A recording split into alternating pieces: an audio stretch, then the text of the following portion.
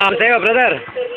Yes, live pa rin po dito tayo sa ating program ito, lingkod bayan ni Brother Tony Falcon ng CBS-CWAD 98 kHz News AM. Ano po ang tinawag at nilalapis sa ating programang ito? Pandaki nagkaroon po kayo ng tiwala at simpatya. Ano pong nangyari sa inyong kalusugan? Ano pong inyo pong naging problema? Okay Overfatigue kayo. Okay. So, nasaan po yung umuugong na tainga? Wala na po. Yung mata mong nanlalabo? Ano na po. So, yung hininga mo po sa dibdib niya na parang hindi pumapasok ng maayos. Okay naman po.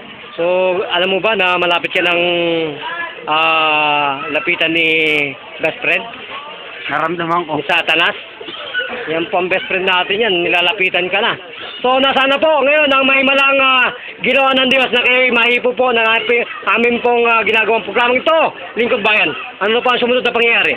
Okay naman po yung pagkandam. Kung ganun po, magbigay-pugay po at magpakilala sa sambayanang Pilipino, ano pong tunay na pangalan ang ginagamit? Mario Bitwaran. Mario Bitwaran. So, ilang taong gulang niyan, brother? 34. At ilang taong ka nang inalian ng ganyang karumal-dumal na karamdaman? 1 year. 1 year. So, ilang minuto po kayong pinitik at hindi po ng Panginoong Diyos? Minuto lang. Minuto lang.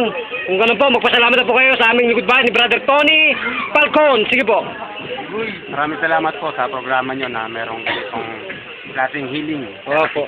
Yan po ang scientific, therapeutic, medical, gerontologist, mental martial arts po ng aming pong asosasyon. Yuzhuang Duo Association ng aming pong pinagtatakumpayan ng gerontologist. Yan po.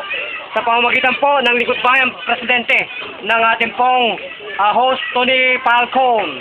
So, isang tanong, isang sagot po. Buhay po ba ang Panginoon sa inyong harapan ngayon? Buhay po. Kung ganun po, magpapaalam tayo. Ito pa rin po ang iyong abaglingkod. Brother Joe, nagulat at nagbabalita para sa Lingkod Bayan News AM. Bilang kasamang Tony Falcon. Thank you, Master Rokusan.